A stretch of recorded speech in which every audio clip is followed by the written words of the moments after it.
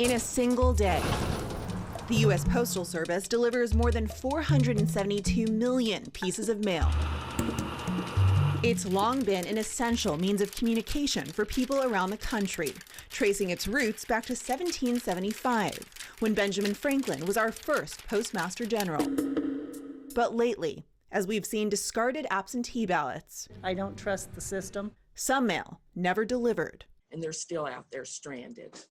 A leader under fire. We are very concerned with the deterioration in service. Trust has wavered. I'm skeptical. Especially for people like Relisha Jenkins. I like to write. I'm old school. I don't send emails. She's relied on the Postal Service to stay in touch with a close friend from Tennessee. Like pen pals, I guess you would say. And for the most part, she hasn't had problems, except for the last 5 months. Well, once or twice when some letters didn't get delivered, but I always get my bills on time. When it comes to her vote for our next president, she's not relying on the mail. I just feel like this is a very, very important election. So how much is this skepticism warranted? We've spent the last couple months investigating. I mailed 284 letters to 71 people to track delivery time and dependability. Our participants, all WHAS 11 staff. Delivered on the 30th. Using poverty data from the U.S. Census Bureau, we mailed letters from around Louisville.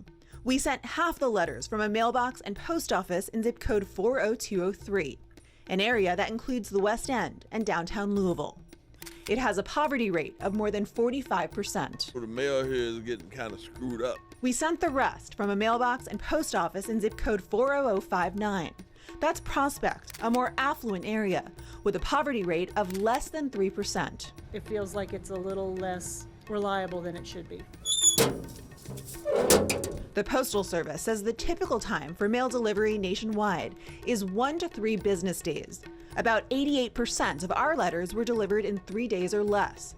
But we discovered exceptions. We found letters sent from here, a wealthier zip code, were more often delivered faster. More than 12% of our letters took between 4 and 23 days, including weekends, to reach their destinations. That's very surprising. That's pretty crazy. No, I'm not surprised, because this happens every day. Mailbox versus post office.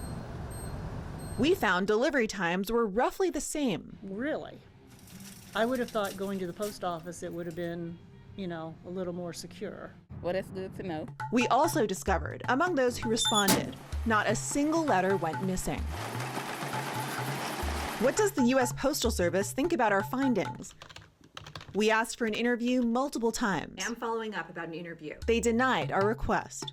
But in an email, they told us in part, we go to great lengths to provide service to all communities equally. I worked for 19 years delivering mail in Lexington. We did talk with Troy Clark. Being a letter carrier was the best job in the country. You're very much appreciated. He's now a regional officer with the National Association of Letter Carriers, a labor union.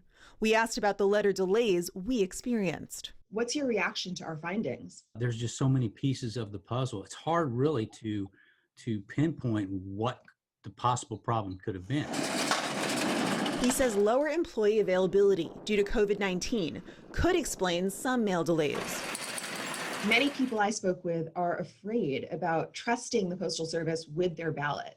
How do you feel about that? That's not going to be an issue whatsoever.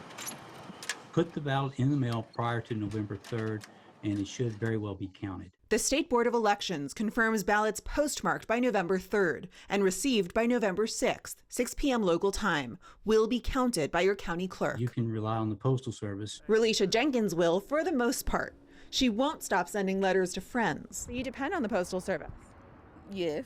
But not with her most important mail. Despite our study that showed no letters went missing, her couple of letters still lost in the mail make her worried. Yeah, pretty much. With her vote, she won't put her faith in this American institution. She's voting in person. Because I want to make sure that my vote gets counted.